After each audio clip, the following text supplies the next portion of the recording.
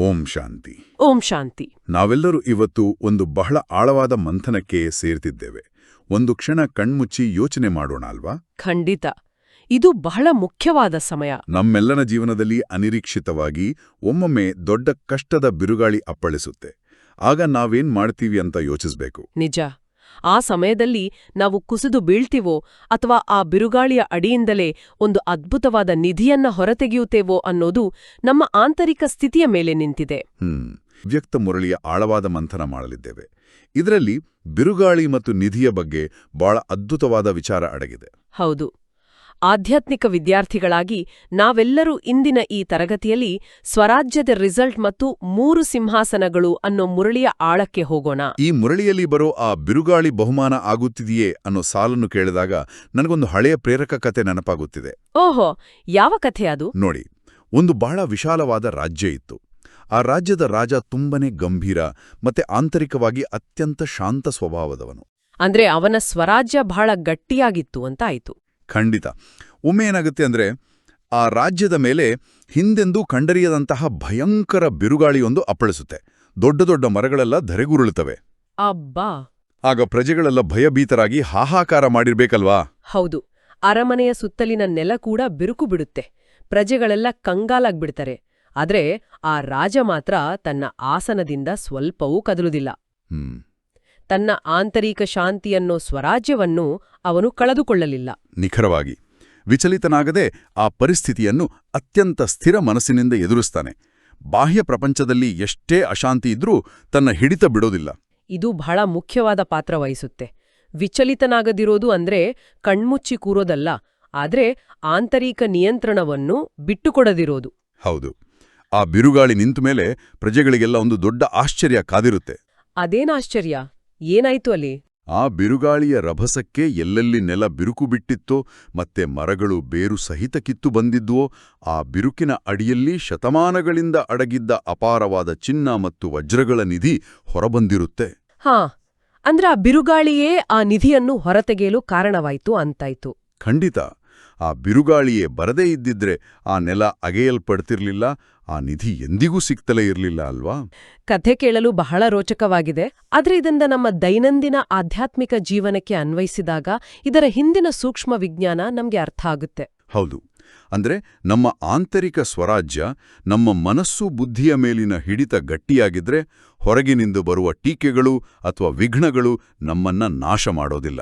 ಅಷ್ಟೇ ಅಲ್ಲ, ಆ ಬಿರುಗಾಳಿಗಳು ನಮ್ಮೊಳಗೆ ಅಡಗಿರುವ ಅಗಾಧವಾದ ಸಹನಶೀಲತೆ, ಧೈರ್ಯ ಅನ್ನೋ ದಿವ್ಯಗುಣಗಳನ್ನು ಹೊರತೆಗೆಯುತ್ತವೆ. ಒಂದು ನಿಮಿಷ.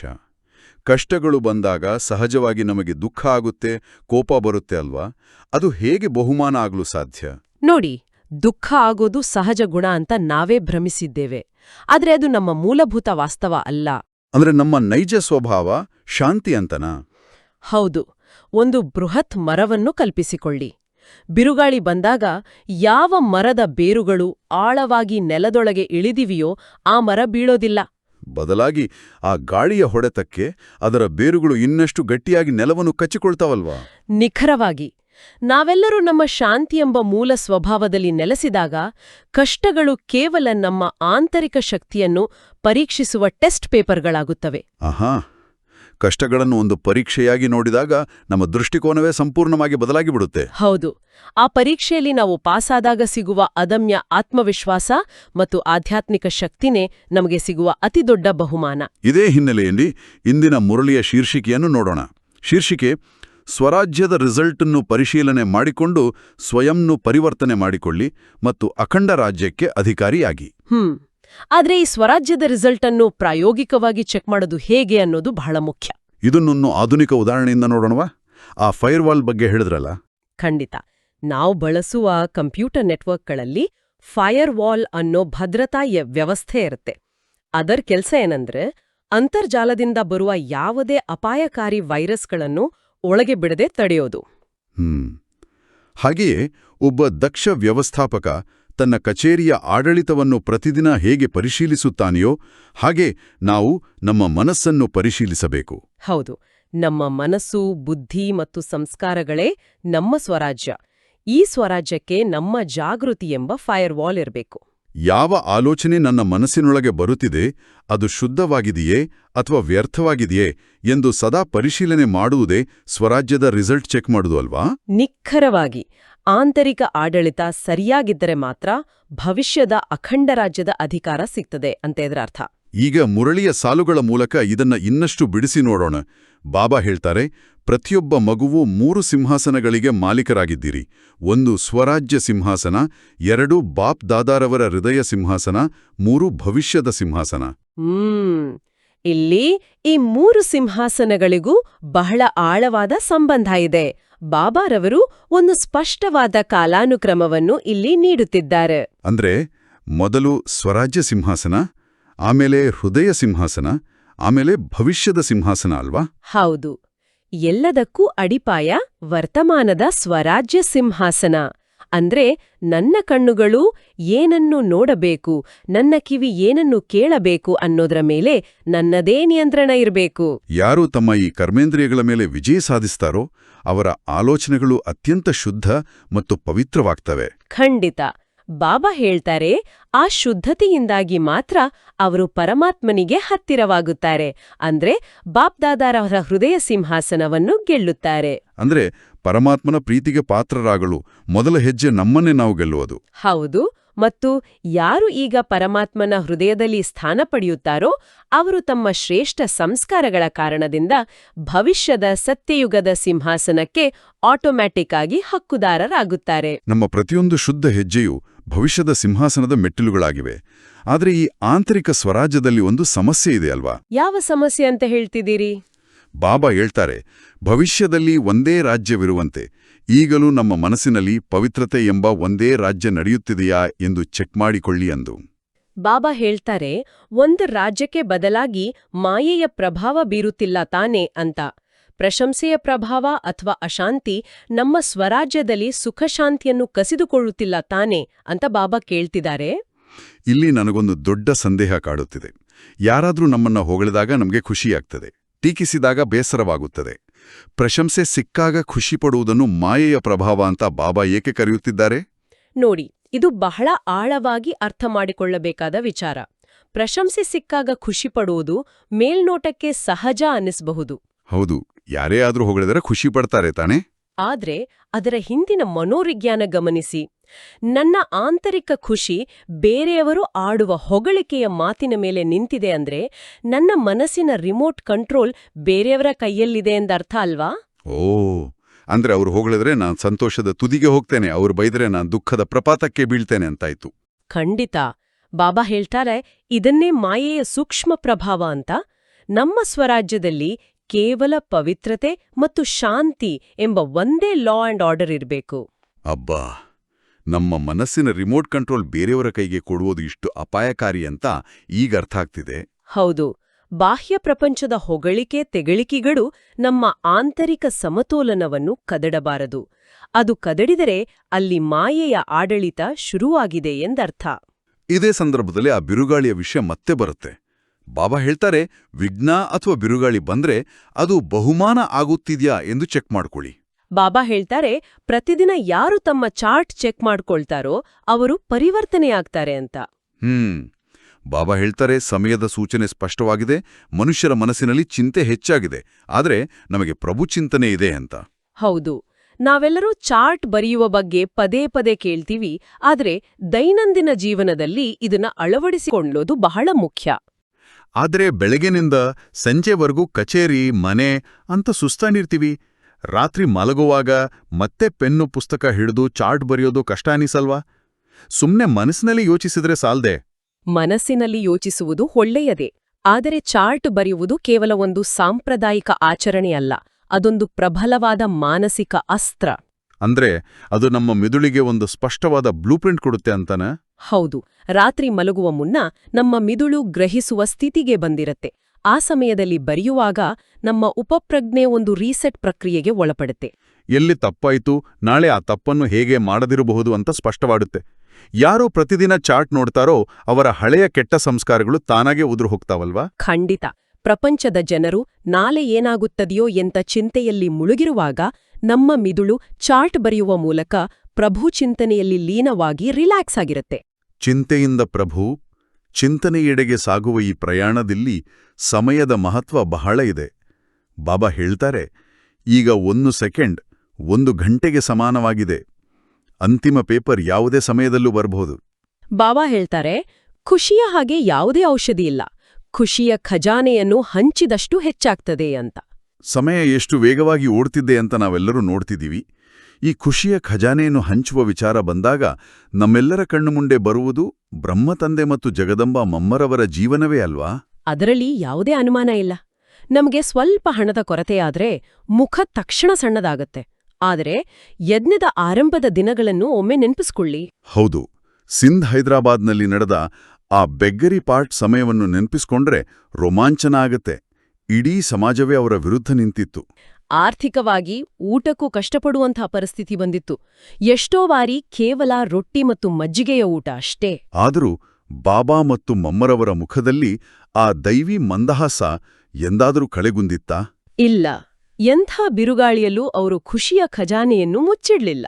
ಹೌದು, ಯಾರೋ ಏನೇ ಬೈದ್ರೂ ತಮ್ಮ ಬಳಿ ಬಂದ ಪ್ರತಿಯೊಬ್ಬರಿಗೂ ಕೇವಲ ಪ್ರೀತಿ ಮತ್ತು ಮಾತೃವಾತ್ಸಲ್ಯವನ್ನು ಹಂಚಿದ್ರು.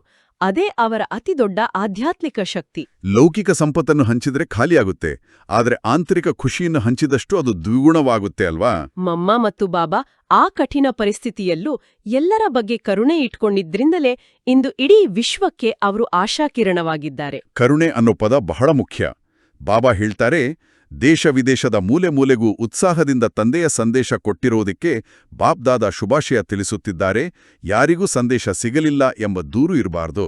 ಬಾಬಾ ಹೇಳ್ತಾರೆ, ಇಂದಿನ ದುಃಖ ಅಶಾಂತಿಯ ವಾತಾವರಣದಲ್ಲಿ ಆತ್ಮಗಳ ಪ್ರತಿ ದಯಾಹೃದಯಿಗಳಾಗಿ ಅಂತ. ಆದರೆ ವಾಸ್ತವದಲ್ಲಿ ಕಚೇರಿಯಲ್ಲಿ ನಮ್ಮನ್ನು ತುಳಿಯಲು ನೋಡುವವರ ಮೇಲೆ ಅಥವಾ ಸದಾ ಕೋಪ ಮಾಡುವವರ ಮೇಲೆ ದಯೆ ತೋರಿಸುವುದು ಹೇಗೆ? ಕಿರಿಕಿರಿಯಾಗುತ್ತಲ್ವಾ? ನೋಡಿ, ಇದು ನಾವೆಲ್ಲರೂ ಎದುರಿಸುವ ಪ್ರಾಕ್ಟಿಕಲ್ ಸಮಸ್ಯೆ. ಆದ್ರೆ ನಾವು ದಯೆ ತೋರ್ಸ್ಬೇಕಾಗಿರೋದು ಅವರ ಅಹಂಕಾರದ ವರ್ತನೆಗಲ್ಲ. ಅಂದ್ರೆ ಅವರ ಆಂತರಿಕ ನೋವನ್ನ ನಾವು ಅರ್ಥ ಮಾಡ್ಕೊಳ್ಬೇಕು ಅಂತನಾ? ಹೌದು. ಒಬ್ಬ ವ್ಯಕ್ತಿ ಕೋಪಗೊಳ್ಳುತ್ತಿದ್ದಾನೆ ಅಂದ್ರೆ ಆ ಆತ್ಮವು ಆಂತರಿಕವಾಗಿ ಅಶಾಂತಿ ಮತ್ತು ಅಜ್ಞಾನದ ಬೆಂಕಿಯಲ್ಲಿ ಬೇಯುತ್ತಿದೆ ಎಂದರ್ಥ. ಅವರ ಒರಟು ವರ್ತನೆಯ ಹಿಂದಿನ ಆಧ್ಯಾತ್ಮಿಕ ಕಾಯಿಲೆಯನ್ನು ನಾವು ನೋಡಬೇಕು. ಒಬ್ಬ ರೋಗಿಯನ್ನು ಕಂಡು ವೈದ್ಯನಿಗೆ ಕೋಪ ಬರುವುದಿಲ್ಲ, ಬದಲಾಗಿ ಕರುಣೆ ಬರುತ್ತಿಲ್ವಾ? ನಿಖರವಾಗಿ. ನಾವೆಲ್ಲರೂ ಆಧ್ಯಾತ್ಮಿಕ ವೈದ್ಯರಾಗಿ ಆ ಅಶಾಂತ ಆತ್ಮಗಳನ್ನು ಕಂಡು ಕರುಣಾಮಯರಾಗಬೇಕು. ನಮ್ಮ ಶಾಂತಿಯ ವೈಬ್ರೇಷನ್ ಮೂಲಕ ಚಿಕಿತ್ಸೆ ನೀಡಬೇಕು. ಎಂತಹ ಸುಂದರವಾದ ದೃಷ್ಟಿಕೋನ! ಇನ್ನು ಹೊಸದಾಗಿ ಬರುತ್ತಿರುವವರಿಗೂ ಬಾಬಾ ಒಂದು ಭರವಸೆ ನೀಡಿದ್ದಾರೆ. ಬಾಬಾ ಹೇಳ್ತಾರೆ, ತಡವಾಗಿ ಬಂದರೂ ತೀವ್ರ ಪುರುಷಾರ್ಥದಿಂದ ಹಾರುವ ಕಲೆಯ ಮೂಲಕ ಪೂರ್ಣ ಅಧಿಕಾರ ಪಡೆಯಬಹುದು. ಬಾಬಾ ಹೇಳ್ತಾರೆ, ಅಮೃತ ವೇಳೆ ವಿಶೇಷ ವರದಾನ ಮತ್ತು ಶಕ್ತಿಯನ್ನು ಬಾಪ್ದಾದ ಹಂಚುತ್ತಾರೆ.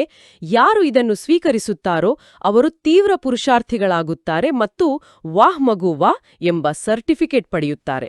ಜ್ಞಾನಕ್ಕೆ ತಡವಾಗಿ ಬಂದವರಿಗೆ ನಿಜಕ್ಕೂ ಸಮಯ ಸಿಗುತ್ತದೆಯಾ? ಹಳೆಯ ವಿದ್ಯಾರ್ಥಿಗಳನ್ನು ಹಿಂದಿಕ್ಕಿ ಮುಂದೆ ಹೋಗಲು ಸಾಧ್ಯವೇ ಅಂತ ಅನಿಸುತ್ತೆ. ಖಂಡಿತ ಸಾಧ್ಯ. ನಾವು ಎಷ್ಟು ವರ್ಷಗಳಿಂದ ತರಗತಿಗೆ ಬರುತ್ತಿದ್ದೇವೆ ಅನ್ನೋದಕ್ಕಿಂತ ಎಷ್ಟು ತೀವ್ರತೆಯಿಂದ ಅಭ್ಯಾಸ ಮಾಡುತ್ತಿದ್ದೇವೆ ಅನ್ನೋದು ಮುಖ್ಯ. ಅದಕ್ಕಾಗಿ ಬಾಬಾ ಅಮೃತ ವೇಳೆ ಅನ್ನೋ ದಿವ್ಯ ಶಸ್ತ್ರವನ್ನು ನೀಡಿದ್ದಾರೆ. ಬೆಳಗಿನ ಜಾವ 4 ಗಂಟೆಯ ಆ ಬ್ರಹ್ಮ ಮುಹೂರ್ತದಲ್ಲಿ ಪ್ರಕೃತಿ ಮತ್ತು ಮನಸ್ಸು ಎರಡೂ ಸಂಪೂರ್ಣ ಶಾಂತವಾಗಿರುತ್ತೆ ಅಲ್ವಾ? ಹೌದು. ಆ ನಿಶ್ಶಬ್ದ ಏಕಾಂತದಲ್ಲಿ ನಮ್ಮ ಮನಸ್ಸನ್ನು ಪರಮಾತ್ಮನಿಗೆ ಜೋಡಿಸಿದಾಗ ಡೈರೆಕ್ಟ್ ಆಗಿ ನಮ್ಮ ಆತ್ಮದ ಬ್ಯಾಟರಿ ಚಾರ್ಜ್ ಆಗುತ್ತೆ. ದಿನವಿಡೀ ಮಾಡುವ ಧ್ಯಾನ ಅಮೃತ ವೇಳೆಯ ಆ 1 ಗಂಟೆಯ ಏಕಾಗ್ರತೆಗೆ ಸಮ. ಯಾರು ಈ ವರದಾನವನ್ನು ಪ್ರತಿದಿನ ಬಳಸ್ಕೊಳ್ತಾರೋ ಅವರು ಹಾರುವ ಕಲೆಯಲ್ಲಿ ಸಾಗಿ ವರ್ಷಗಳ ಸಾಧನೆಯನ್ನು ಕೇವಲ ತಿಂಗಳುಗಳಲ್ಲಿ ಮುಗಿಸ್ಬೋದು. ಅಮೃತ ವೇಳೆ ನಮ್ಮ ಪುರುಷಾರ್ಥಕ್ಕೆ ಸ್ಪೀಡ್ ಬೂಸ್ಟರ್ ಇದ್ದ ಹಾಗೆ. ನಿಜ. ಇನ್ನು ಮುರಳಿಯ ಕೊನೆಯ ಭಾಗದಲ್ಲಿ ದಾದಿಗಳು ಮತ್ತು ಡಬಲ್ ವಿದೇಶಿ ವಿದ್ಯಾರ್ಥಿಗಳೊಂದಿಗೆ ಮಾತನಾಡುವಾಗ ಬಾಬಾ ಹೇಳ್ತಾರೆ, ಅಶಾಂತಿಯ ಸಮಯದಲ್ಲಿ ಶಾಂತಿಯ ವೈಬ್ರೇಷನ್ಸ್ ಕೊಟ್ರೆ ಆತ್ಮಗಳಿಗೆ ವಿಶ್ರಾಂತಿ ಸಿಗುತ್ತದೆ. ಬಾಬಾ ಹೇಳ್ತಾರೆ, ಸಂಘಟನೆಯಲ್ಲಿ ಒಬ್ರಿಗೊಬ್ಬರು ಸಹಯೋಗ ಕೊಡುವುದು ಮತ್ತು ಪ್ರತಿಯೊಂದು ವರ್ಗಕ್ಕೂ, ಉದಾಹರಣೆಗೆ ಯುಪಿ ಝೋನ್, ತಂದೆಯ ಸಂದೇಶ ತಲುಪಿಸುವುದು ಮುಖ್ಯ ಅಂತ. ಹೌದು. ಬಾಬಾ ಇಲ್ಲಿ ಯುಪಿ ಝೋನ್ನ ಸೇವೆಯನ್ನು ಉಲ್ಲೇಖಿಸುತ್ತಾ ಈ ಮಾತು ಹೇಳಿದ್ದಾರೆ. ನಾವು ಎಷ್ಟೇ ದೊಡ್ಡ ಸೇವೆ ಮಾಡಿದ್ರೂ ಅದು ಒಗ್ಗಟ್ಟಿನಿಂದ ಇದ್ದಾಗ ಮಾತ್ರ ಯಶಸ್ವಿಯಾಗುತ್ತದೆ. ನಾವೆಲ್ಲರೂ ಒಂದೇ ಆಧ್ಯಾತ್ಮಿಕ ಪರಿವಾರದವರು ಎಂಬ ಸಹಯೋಗದ ಭಾವನೆ ಪ್ರತಿಯೊಂದು ಸೇವೆಯ ಮೂಲಭೂತ ಶಕ್ತಿಯಾಗಿದೆ ಅಲ್ವಾ? ಇಷ್ಟೆಲ್ಲ ಆಳವಾದ ವಿಷಯಗಳನ್ನು ಚರ್ಚಿಸಿದ ಮೇಲೆ ಇಂದಿನ ಮುರಳಿಯ ಧಾರಣಾ ಪಾಯಿಂಟ್ಸ್ ಕಡೆಗೆ ಗಮನ ಹರಿಸೋಣ. ಮುಖ್ಯ ಧಾರಣೆ ಅಂದ್ರೆ ಸದಾ ಪ್ರಭು ಚಿಂತನೆಯಲ್ಲಿರುವುದು, ಆಂತರಿಕ ಸ್ವರಾಜ್ಯದಲ್ಲಿ ಪವಿತ್ರತೆಯ ಲಾ ಅಂಡ್ ಆರ್ಡರ್ ಕಾಪಾಡುವುದು ಮತ್ತು ಎಲ್ಲರಿಗೂ ದಯಾರ್ದಯಗಳಾಗಿ ಖುಷಿಯನ್ನು ಹಂಚುವುದು. ಇದನ್ನ ದೈನಂದಿನ ಜೀವನದಲ್ಲಿ ಅಳವಡಿಸಲು ನಮ್ಮ ಜಾಗೃತಿಯ ಫೈರ್ವಾಲ್ ಅನ್ನು ಸದಾ ಆಕ್ಟಿವ್ ಆಗಿಡಬೇಕು. ಯಾರಾದರೂ ಹೊಗಳಿದಾಗ ಇದು ಮಾಯೆಯ ಪರೀಕ್ಷೆ, ನಾನು ಅಹಂಕಾರದಿಂದ ಹಿಗ್ಗಬಾರದು ಅಂತ ಎಚ್ಚೆತ್ಕೊಳ್ಬೇಕು. ಟೀಕಿಸಿದಾಗ ಇದೊಂದು ಬಹುಮಾನ ಅಂತ ಸಂತೋಷದಿಂದ ಸ್ವೀಕರಿಸಬೇಕು ಅಲ್ವಾ? ಖಂಡಿತ, ಇದುವೇ ನಿಜವಾದ ಸ್ವರಾಜ್ಯ. ಇನ್ನು ಇಂದಿನ ವರದಾನವನ್ನು ನೋಡೋಣ. ವರದಾನ ಸಂಘಟನೆಯಲ್ಲಿ ಸಹಯೋಗದ ಶಕ್ತಿಯ ಮೂಲಕ ವಿಜಯಾಗುವಂತಹ ಸರ್ವರ ಶುಭಚಿಂತಕ ಭವ. ನಾವು ಸಂಘಟನೆಯಲ್ಲಿ ಕೆಲಸ ಮಾಡುವಾಗ ಭಿನ್ನಾಭಿಪ್ರಾಯಗಳು ಬರುವುದು ಸಹಜ. ಆದ್ರೆ ಅಂತಹ ಸಮಯದಲ್ಲಿ ಎಲ್ಲರಿಗೂ ಶುಭಚಿಂತಕರಾಗಿರಬೇಕು. ಆದರೆ ಒಬ್ಬರ ಐಡಿಯಾ ಮತ್ತೊಬ್ಬರಿಗೆ ಇಷ್ಟವಾಗದಿದ್ದಾಗ ಶುಭಚಿಂತಕರಾಗಿರುವುದು ಹೇಗೆ ಸಾಧ್ಯ? ಭಿನ್ನಾಭಿಪ್ರಾಯಗಳು ಬರುವುದು ಕೇವಲ ಬುದ್ಧಿಯ ಮಟ್ಟದಲ್ಲಿ, ಆದರೆ ನಮ್ಮ ಆಂತರಿಕ ಭಾವನೆ ಸದಾ ಶುದ್ಧವಾಗಿರಬೇಕು. ಆ ವ್ಯಕ್ತಿಯ ಆತ್ಮದ ಬಗ್ಗೆ ನಮ್ಮ ಮನಸ್ಸಿನಲ್ಲಿ ಯಾವುದೇ ದ್ವೇಷ ಇರಬಾರದು. ನಾವೆಲ್ಲರೂ ಒಂದೇ ದೋಣಿಯಲ್ಲಿ ಪ್ರಯಾಣಿಸುತ್ತಿದ್ದೀವಿ. ಒಬ್ಬರ ದೋಣಿಗೆ ತೂತು ಮಾಡಿದರೆ ಇಡೀ ದೋಣಿಯೇ ಮುಳುಗುತ್ತೆ ಅಲ್ವಾ? ಹೌದು. ಪರಸ್ಪರರ ಕುಂದುಕೊರತೆಗಳನ್ನು ಮರೆತು ಕೇವಲ ಗುಣಗಳನ್ನು ಮಾತ್ರ ನೋಡುತ್ತಾ ಶುಭ ಭಾವನೆ ಇಟ್ಟುಕೊಂಡಾಗ ಆ ಸಹಯೋಗದ ಶಕ್ತಿ ಎಂತಹ ವಿಘ್ನವನ್ನಾದರೂ ಪುಡಿಪುಡಿ ಮಾಡುತ್ತದೆ. ಆ ಶುಭಭಾವನೆಯೇ ವಿಜಯದ ಕೀಲಿಕೈ. ಇಂದಿನ ಸ್ಲೋಗನ್ ಕೂಡ ಅಷ್ಟೇ ಪ್ರಭಾವಶಾಲಿಯಾಗಿದೆ. ಸ್ಲೋಗನ್: ಯಾವುದೇ ಇಚ್ಛೆಯೂ ಒಳ್ಳೆಯವರನ್ನಾಗೋ ಬಿಡುವುದಿಲ್ಲ, ಆದ್ದರಿಂದ ಇಚ್ಛಾ ಮಾತ್ರಂ ಅವಿದ್ಯಾ ಆಗಿರಿ. ಈ ಸ್ಲೋಗನ್ ಬಹಳ ಆಳವಾದ ಅರ್ಥವನ್ನು ಹೊಂದಿದೆ. ನನ್ಗೆ ಈ ಪದಬಳಕೆ ಸ್ವಲ್ಪ ಕನ್ಫ್ಯೂಸ್ ಆಗುತ್ತೆ. ಇಚ್ಛೆಗಳೇ ಇಲ್ಲದೆ ಮನುಷ್ಯ ಬದುಕುವುದು ಹೇಗೆ? ಒಳ್ಳೆಯ ಊಟ, ಬಟ್ಟೆ, ಪ್ರಮೋಷನ್ ಬೇಕು ಎನ್ನುವ ಇಚ್ಛೆಯೂ ತಪ್ಪೇ? ಬಹಳ ಒಳ್ಳೆಯ ಪ್ರಶ್ನೆ. ಇಲ್ಲಿ ಇಚ್ಛೆ ಅಂದ್ರೆ ಮನುಷ್ಯನ ಮೂಲಭೂತ ಅಗತ್ಯಗಳಲ್ಲ. ಊಟ, ಬಟ್ಟೆ, ವಸತಿ ನಮ್ಗೆ ಬೇಕೇ ಬೇಕು. ಬಾಬಾ ಇಲ್ಲಿ ಹೇಳ್ತಿರುವುದು ಭೌತಿಕ ವ್ಯಾಮೋಹಗಳ ಬಗ್ಗೆ. ಅಂದ್ರೆ ನಮ್ಮನ್ನ ಭಿಕ್ಷುಕರನ್ನಾಗಿಸುವ ಆಸೆಗಳ ಬಗ್ಗೆ ಹೇಳ್ತಿದಾರಾ? ಹೌದು. ನಾವೆಲ್ಲರೂ ಒಂದು ಭವ್ಯವಾದ ಔತಣಕೂಟದಲ್ಲಿ ಅತ್ಯಂತ ರುಚಿಕರವಾದ ಊಟ ಮಾಡಿದ್ದೇವೆ ಎಂದುಕೊಳ್ಳಿ. ಆಮೇಲೆ ರಸ್ತೆಯಲ್ಲಿ ಹೋಗುವಾಗ ಬೀದಿ ಬದಿಯ ಯಾವುದೋ ಸಣ್ಣ ತಿಂಡಿಯ ವಾಸನೆ ಬಂದ್ರೆ ತಿನ್ನಬೇಕು ಅಂತ ಆಸೆಯಾಗುತ್ತಾ? ಖಂಡಿತ ಇಲ್ಲ. ಹೊಟ್ಟೆ ತುಂಬಿರುವಾಗ ಎಷ್ಟೇ ವಾಸನೆ ಬಂದ್ರೂ ಆ ಕಡೆ ಗಮನವೇ ಹೋಗೋದಿಲ್ಲ ಅಲ್ವಾ? ನಿಖರವಾಗಿ. ಇಚ್ಛಾ ಮಾತ್ರಂ ಅವಿದ್ಯಾ ಅಂದ್ರೆ ಬಲವಂತವಾಗಿ ಆಸೆಗಳನ್ನು ಸಾಯಿಸಿಕೊಳ್ಳುವುದಲ್ಲ, ಬದಲಾಗಿ ಆಧ್ಯಾತ್ಮಿಕ ಸಂಪತ್ತಿನಿಂದ ನಮ್ಮನ್ನು ನಾವು ಸಂಪೂರ್ಣವಾಗಿ ತುಂಬಿಕೊಳ್ಳಬೇಕು. ಅಂದ್ರೆ ಹೊರಗಿನ ಪ್ರಪಂಚದ ಹೆಸರು, ಕೀರ್ತಿ, ಕಾರು, ಬಂಗಲೆ ಅನ್ನೋ ಸಣ್ಣಪುಟ್ಟ ಇಚ್ಛೆಗಳು ನಮ್ಮ ಹತ್ತಿರವೂ ಸುಳಿಯಬಾರದಲ್ವಾ? ಹೌದು. ನನಗೆ ಇವುಗಳ ಅವಶ್ಯಕತೆಯೇ ಇಲ್ಲ, ಇದರ ಅರಿವೇ ನನಗಿಲ್ಲ ಅನ್ನೋ ಸಂಪೂರ್ಣ ತೃಪ್ತ ಸ್ಥಿತಿಯೇ ಈ ಸ್ಲೋಗನ್ನ ನೈಜ ಅರ್ಥ. ಭೌತಿಕ ಇಚ್ಛೆಗಳು ನಮ್ಮನ್ನ ಬೇಡುವ ಭಿಕ್ಷುಕರನ್ನಾಗಿ ಮಾಡುತ್ತವೆ. ಹೊಟ್ಟೆ ತುಂಬಿದವನಿಗೆ ಬೇರೆ ಇಚ್ಛೆ ಬರುವುದಿಲ್ಲ. ಎಷ್ಟು ಸ್ಪಷ್ಟವಾದ ಉಪಮೆ. ಇನ್ನು ಇಂದಿನ ಅವ್ಯಕ್ತ ಇಶಾರೆಯತ್ತ ಗಮನ ಹರಿಸೋಣ. ಇಶಾರೆ: ಮಹಾನರಾಗಲು ಮಧುರತೆ ಮತ್ತು ನಮ್ರತೆಯ ಗುಣ ಧಾರಣೆ ಮಾಡಿ. ಸಿಹಿಯನ್ನ ತಿಂದಾಗ ಬಾಯಿ ತಕ್ಷಣ ಹೇಗೆ ಸಿಹಿಯಾಗುತ್ತದೆಯೋ ಹಾಗೆಯೇ ಮಧುರ ಮಾತು ಮತ್ತು ನಮ್ರತೆ ನಮ್ಮ ವ್ಯಕ್ತಿತ್ವವನ್ನು ಕ್ಷಣಾರ್ಧದಲ್ಲಿ ದೇವತೆಯನ್ನಾಗಿ ಮಾಡುತ್ತದೆ. ಅಹಂಕಾರ ನಮ್ಮ ಮುಖವನ್ನು ಕಠೋರವಾಗಿಸುತ್ತದೆ, ಆದರೆ ನಮ್ರತೆಯು ಎಲ್ಲರ ಹೃದಯವನ್ನು ಅತ್ಯಂತ ಸುಲಭವಾಗಿ ಗೆಲ್ಲುತ್ತದೆ ಅಲ್ವಾ? ನಾವೆಲ್ಲರೂ ಈ ನಮ್ರತೆಯನ್ನು ಧಾರಣೆ ಮಾಡಿಕೊಳ್ಳೋಣ. ಇಂದಿನ ಈ ಆಳವಾದ ಅಭ್ಯಾಸವನ್ನು ನಿರಂತರವಾಗಿ ಕಾಯ್ದುಕೊಳ್ಳಲು ನಾವೆಲ್ಲರೂ ದಿನವಿಡೀ 3 ಮುಖ್ಯ ಸ್ವಮಾನಗಳನ್ನು ಅಭ್ಯಾಸ ಮಾಡಬೇಕು. ಹೌದು. ಆ 3 ಸ್ವಮಾನಗಳು ಯಾವುವು ಅಂದ್ರೆ: 1. ನಾನು ಭವಿಷ್ಯದ ಅಖಂಡ ರಾಜ್ಯದ ಅಧಿಕಾರಿ ಆತ್ಮ. 2. ನಾನು ಬಾಬ್ದಾದ ಅವರ ಹೃದಯ ಸಿಂಹಾಸನ ಅಧಿಕಾರಿ. ಮತ್ತು 3ನೇದು, ನಾನು ಸದಾ ಖುಷಿಯ ಖಜಾನೆಯನ್ನು ಹಂಚುವ ದಯಾಹೃದಯಿ ಆತ್ಮ. ಈ 3 ಸ್ವಮಾನಗಳನ್ನು ನಾವು ದಿನವಿಡೀ ಮನಸ್ಸಿನಲ್ಲಿ ಮೆಲುಕು ಹಾಕುತ್ತಿರಬೇಕು. ಆಗ ನಮ್ಮ ಸ್ವರಾಜ್ಯದ ಆಡಳಿತ ಮತ್ತಷ್ಟು ಬಿಗಿಯಾಗುತ್ತೆ. ಯಾವ ಮಾಯೆಯೂ ನಮ್ಮ ಫೈರ್ವಾಲ್ ಭೇದಿಸಿ ಒಳನುಗ್ಗಲು ಸಾಧ್ಯವಿಲ್ಲ.